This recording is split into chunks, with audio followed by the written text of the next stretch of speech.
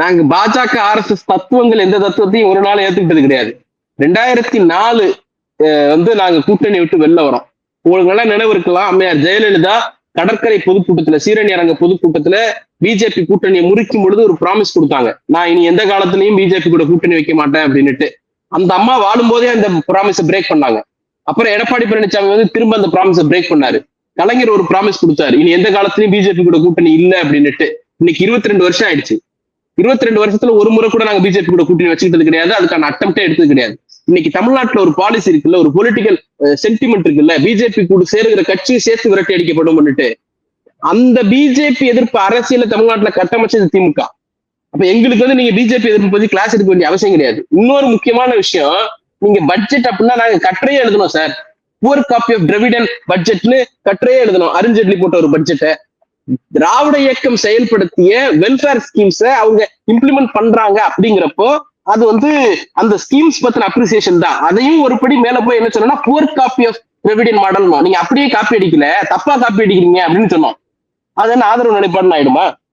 அது ஒரு ஸ்டேட்மெண்ட், அந்த இஷ்யூக்கு, ஒரு திட்டத்துக்கு நாளைக்கே மேகதாது அணை கட்ட முடியாது, அதுக்கு ஒன்றிய அரசாங்கம் அனுமதி கொடுக்காது அப்படின்னு மோடி ஒரு முடிவெடுத்தா, அந்த முடிவை எதுக்காக செய்வோம்? நாங்க அந்த முடிவு ஆதரிக்க தான் செய்வோம். அது நல்ல முடிவுன்னு தான் சொல்லுவோம். நாளைக்கே ஓபிசி ரிசர்வேஷன் 50% உயர்த்துறேன் அப்படின்னு மோடி அறிவிக்கிறான்னு வைங்க, அந்த முடிவு நல்லது, வரவேற்கிறேன்னு சொல்லுவோம். சாதிவாரி கணக்கெடுப்பை எடுத்து டிக்ளேர் பண்றாருன்னு வச்சுப்போம், அதை நாங்க வரவேற்கதான் செய்வோம். இன்னும் ஒரு படி மேல போய் சொல்றோம், நாளைக்கு மாநிலங்கள் பாதிக்கப்படுற மாதிரி தொகுதி மறுவரை திட்டத்தை பிஜேபி கைவிடுது, 1971 சென்செக்ஸ் அடிப்படையில தான் இது தொடரும், இந்த ஃப்ரீஸை நாங்க கண்டினியூ பண்றோம், ப்ரப்போஷன் மாறாது அப்படின்னு பார்லிமெண்ட்ல ஒரு சட்டம் கொண்டு வந்தா எதுக்காக முடியும்? அப்ப இஷ்யூ பேஸ்ட்ல நடக்கக்கூடிய விஷயங்களை தத்துவத்தை ஆதரிக்கிறது ஆகாது. ஆனா இப்ப நான் சொன்னேன்ல, இந்த விஷயத்துல எதையாவது ஒண்ணுல விஜய் ஸ்ட்ராங்கா ஸ்டாண்ட் எடுக்க சொல்லுங்க பார்ப்போம். ஏதாவது ஒண்ணுல ஸ்ட்ராங்கா நேரடியா எதிர்க்க சொல்லுங்க பார்ப்போம்.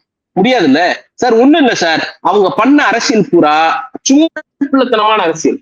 நிதி ஆயோக் கூட்டத்துல எங்களுடைய தலைவர் போய் கலந்துகிட்டப்போ முதல் வரிசையில நிக்க வச்சாருங்கிறதுக்காக என்ன கமெண்ட் அடிச்சீங்க? பூனைக்குட்டி வெளில வந்துருச்சுன்னு. இன்னைக்கு என்ன யானைக்குட்டியா வெளில வந்துச்சு? உங்களை என்ன 3வது வரிசையில கொண்டு நிக்க வச்சாங்க? உங்களுக்கு பிஜேபிக்கு என்ன உறவு?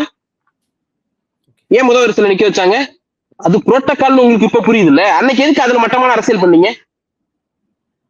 அப்ப இதை யாராவது கேள்வி கேட்க முடியுமா? முடியாது. ஏன்னா அவங்களுக்கு கொடுக்கக்கூடிய பிரிவிலேஜ் அது.